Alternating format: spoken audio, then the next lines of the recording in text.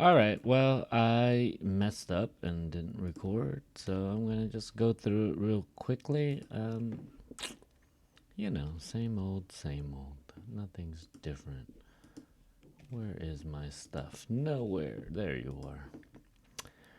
Okay, so I think this is an interesting read, and if you guys are interested at all in what's happening around the world, check it out. This is the Sociological Theories of Crime. We write about Durkheim, structural, functional, functionalist perspective.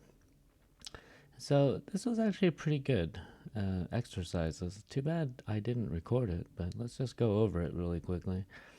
So the main ideas, and there's 7 of them, so there's a lot of different ideas here. If this is something that was difficult for you, and you think it's important, then go back and reread it and listen to this video. But according to Durkheim, crime has 2 functions in society: connect people in society against the criminal behavior, leads to social change by improving our laws and policies, and social change. Yeah, that's the main thing. But we go back here. I want to use blue to highlight the differences. Um, one of the functions unites. One of the functions unites the rest of society against the criminal. Okay, crime can also lead to social change. Also, right. So when we see also, we see that as another reason that's connected to the ideas before it. Awesome. Just going to talk about these again. Anonymity is a feeling of being lost because lack of social norms, or something like that. There's anonymity. Enemy. It uses Durkheim's concept enemy, the absence of norms to guide people's behaviors. Do we need norms to guide our behavior? Yes. Do those norms change over time? Yes. Do we need to change them back? I don't know. That's the hard thing. Do new people in our society change our norms? Yes. Does new technology change our norms? Yes. Are norms in society and culture supposed to stay the same forever? Okay. I find that when people are fighting to stop change, that is the hardest fight. That is the dirtiest and bloodiest fight. This fight to stop the changing of the world. According to Merton's strain theory, tension in a society such as unemployment can lead people to committing crimes. Okay, so strain theory. You can find it up here. Strain theory was developed by Robert Merton. It uses blah, blah, blah. Argue that when the structure of society doesn't permit people to reach their goals, such as obtaining enough money to live on, the strain or tension that results may lead to crime. Okay? Or just behavior you don't like to see. Like, what's the difference between a person begging for money on a street corner versus like an old man selling tissues on the metro? Okay? What is the difference between a different person doing that or children playing music in the metro versus children running around the streets? I don't know. You gotta start thinking about these things, huh? Okay, so that's part of that. Some more comprehension. Not everyone facing blocked opportunities falls into this. Okay, let me hide these just so you're reading this. Strong social bonds help people prevent people from committing crimes. Okay, so that's what the control theory says. It's also what another theory says. Conflict theory says that crime is caused by unequal power structures in the society. So we can look here for the conflict theory. It's just a deviance is inevitable whenever two groups have different degrees of power. The more inequality there is in a society, the greater the crime rate in that society. Do you guys agree with that? And as it's sometimes, it's a perception. This idea of perception, like, do we think that we're equals? And we might all think we're equals, and that's great. I think it's the moment that we realize that we're not. It's the moment we start comparing. We start seeing our neighbor has this and we don't have that, and like somebody has a bigger room than somebody on a influencer trip. I just watched something about them, and then somebody else doesn't. Well, I don't know. Sometimes it's just dumb luck. I don't know. Maybe we're just a world full of complainers. I get it. There's some things that are real, and then other things are in our heads. Let's figure out which one those are. Labeling a person a criminal after a misdeed will, and this is what we call the labeling theory, internalizing their belief in themselves as criminal and give them less opportunities. Labeling theory. A person is more likely to engage in criminal activities when he or she hangs out with criminals. Okay, so if you're in a community and you're with criminals, then you're gonna hang out with criminals. This is also true with, like, if you are sitting in an office. I just read this. You're sitting in an office, and it needs to be proven. Okay, I had a friend that asked me to prove how the weather was figured out, and I thought it was such a strange question. So whatever I say, don't believe me. Do your research, okay?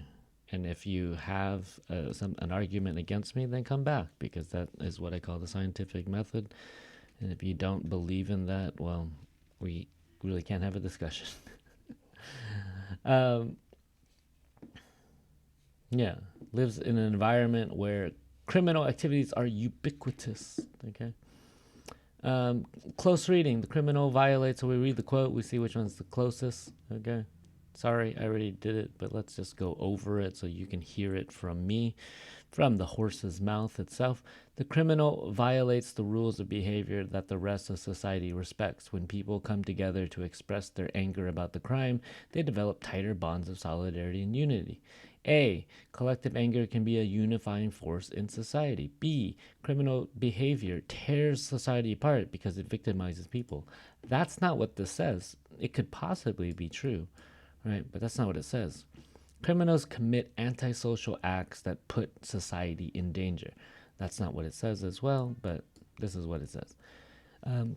Strain theory uses Durkheim's concept of anomie, the absence of norms, to guide people's behaviors. One might infer, we don't have the information here, it's somewhere out there, okay? But we can, like, make a connection to the sentence from what is said here, that people do not have to be taught to distinguish from right from wrong. No. When society's values break down, people feel unstable. Probably, right? The absence of norm. Absence, I would say, I mean, most things that lack are a negative saying, right? A negative meaning, connotation. And a free society can be dangerous. No, that's not what it says. Conflict theories of crime suggest a deviance. So what is deviance? Let's look that up real quickly, since I didn't do that before. And get a dictionary on your computer, you know?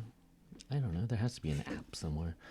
The fact or state of departing from usual or accepted standards, especially in social or sexual behavior. So has a negative connotation, a study of crime and deviance, social deviance, departing from the usual, and I guess not in a good way. So if you call somebody a deviant, means something that they're not the best in society, okay?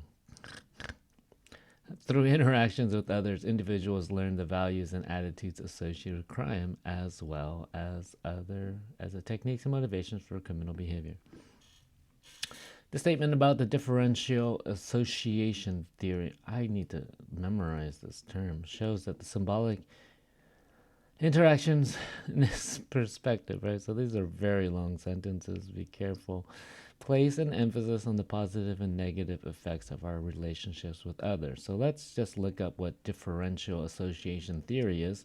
And it's right here. We can read it again. In differential association theory, Edwin Sutherland proposed that through interaction with others, individuals learn the value and attitudes associated with crime, as well as the techniques and motivations for criminal behavior. Individuals are more exposed to the idea that law exists to be broken, crime-based, rather than the idea that laws should be obeyed. Do the crime, you'll do the time, are more likely to engage in criminal activity. Thus, children who see their parents benefit from crime or live in high crime neighborhoods where success is associated with illegal behavior are more likely to engage in criminal behavior.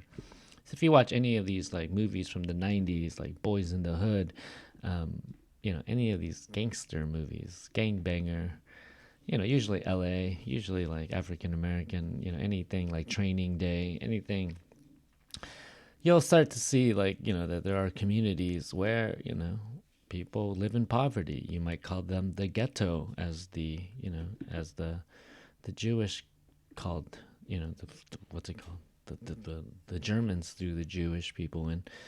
You can call them housing projects anywhere in the world where you can call them favelas in Brazil, the hills on top of the house, or the houses on top of the hills, like in Kefekele or whatever. Somewhere, there's these places everywhere in the world. You can look up in the hills and you see people's homes illegal, and then you think all these people are criminals because they live up there.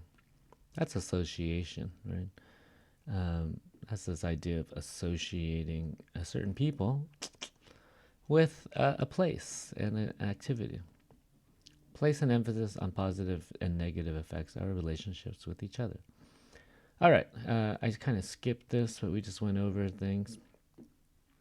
Norms, we can look those up. Let's look it up right now. Oh, I can post this. Something is usual, typical, or standard. Okay, a standard or pattern, especially of social behavior that is typical or expected of a group. Okay, so whatever that means to you, is there such thing as norm or normal? If you really strongly believe in it, you might be one of these people yelling at people on the subway to sit down. Or you might just, accept it, find joy in other people's differences, and live like a fun, positive life. Who knows?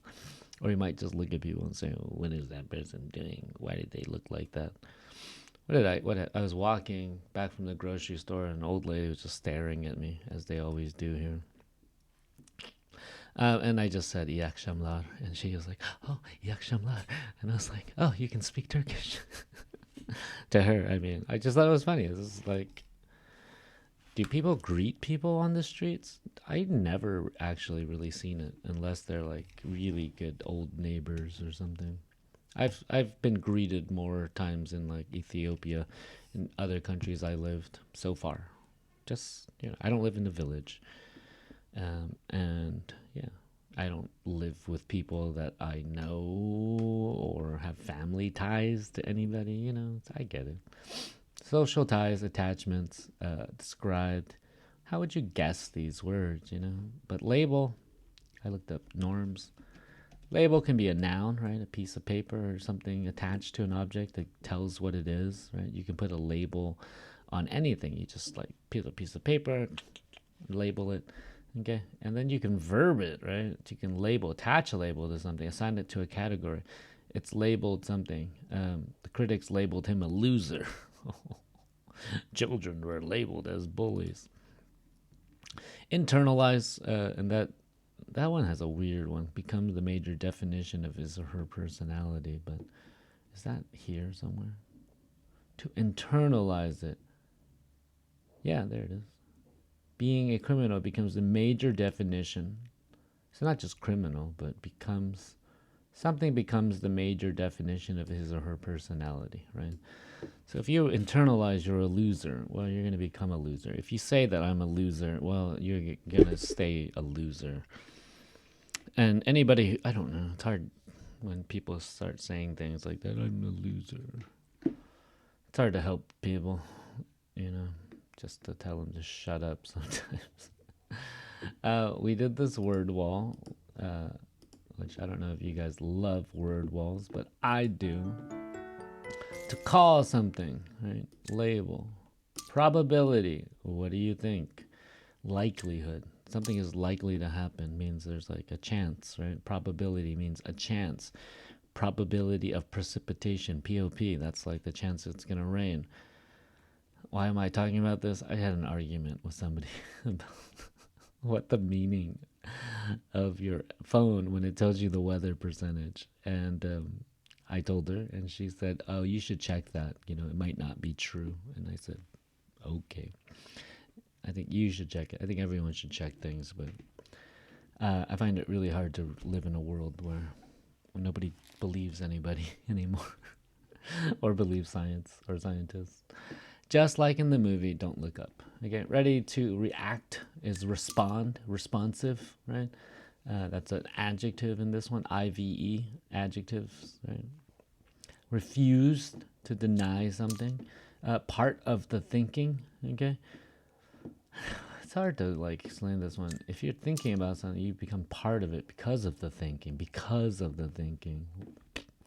Loyalty. So either one of these would work, but this one I think is a stronger thing, especially because it doesn't have the S. And I would assume this could be a verb. So bonds and ties.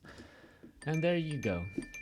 And let's read this thing because it's actually, I think, pretty good. All right. I wrote these in. I didn't read this to you guys because I didn't record this for you guys. I'm sorry. So watch this. The social cost of white-collar crimes. The sociologist Edwin Sutherland was the first to label a crime a white-collar crime. In a speech given to the American Sociological Society in 1939, he referred to white-collar criminals as respectable people who violate our laws by manipulating stocks on Wall Street, giving bribes for business, creating pollution, and so on. Today, other crimes such as computer and corporate crimes have joined the category. Since in all likelihood the person who commits a white-collar crime will hold a powerful position in society, we may have to change our ideas about which criminals do the most damage in society. According to the Federal Bureau of Investigation, the FBI, it is estimated that white-collar crimes cost the United States more than $300 billion annually. However, it is crucial to understand that the social costs of white-collar crimes are not only monetary, but psychological and moral as well. For many different reasons, the justice system is not as responsive to the harm done by white-collar crimes as it is to the harm done by street crimes. White-collar offenders almost never go to jail, even though the average dollar cost of their crime is much greater than the losses from street crime. Poor people are denied the same opportunity to get a good lawyer as rich people. As a result, the idea that people with power can get away with crimes they commit has become internalized by most people in society. In addition, we have created a society lacking in solidarity between people from different social classes because the justice system has permitted a certain kind of financial lawlessness to exist without punishment, white-collar crimes. This has loosened social bonds, okay? So there are people, okay, rich people and poor people, and they don't agree on these things. Rich people like white-collar crimes, of course, because that's what they do every day. That's how a business works, basically. How many white-collar crimes can you do in order to make the most amount of money without getting caught? Isn't that what business is? I just become very cynical. And then a street crime, right? Crossing the street at the wrong place. I mean, I don't know, stealing some bread, other things. Obviously, there's a lot more, I'm just making it, violence, attacks on the street, sexual harassment, sexual assault, lots of things, murder. All of these things are terrible. But I don't know, yeah. What is more important? What's a human life? What's the cost of an injury? Psychological damages versus stealing money from a corporation or the government. I don't know. And when you think about white-collar crimes, you can think about, what happened during the earthquake. And then you can think about, I don't know, what I saw on social media was people first getting angry at the contractors, the construction people that made the building. And then they started getting really angry at the people who were like stealing things afterwards. It's hard. Yeah, I get it. It's easier to blame somebody that you can see rather than blaming the person that might look like you that you don't see. I don't know. My eye is getting weird, guys. I think I've been on this computer for much too long. Much too long. All right, we talked about these things before, but we put something side. Genocide, pesticide, patricide, matricide, mother, right? Suicide. Whenever you see these words, femicide, infanticide, that's the word for babies. And then, yeah, these words, when we talk about arguing, I'll throw this. I guess I showed you. Did I show you guys this? Links to how to introduce evidence, 41 effective phrases and examples. Cool. Where can you find these? Well, I'll just put them right here. Why not? Find it in the link. I don't know if most of you go into these Miros. I make them mainly for myself, but they could help you guys to actually study. But, whatever. So yeah, suggest, and they found these. Merton argued, Hiroshi 1996, suggest, Edwin Sutherland proposes, Bell 2009 reports, 2005. Okay, so this is extra information. See these commas, right? We don't need that. For 2005 concludes that a strong family bond lowers the likelihood of substance abuse, drug and alcohol, and criminal behavior among young people. Awesome. All right, and then this is about, taking this information, and it's a good way to like organize in this, more graphical. This is a graphic organizer, kind of a brainstorm, but it lists certain things, right? The functions of the crime, the sociologist, what causes the crime. In the control theory, or in the strain theory, it's the pressure, the tension on people without jobs that creates the crime. In control theory, social bonds fall apart. And people tend to do things that don't go with the norm. Conflict theory, right?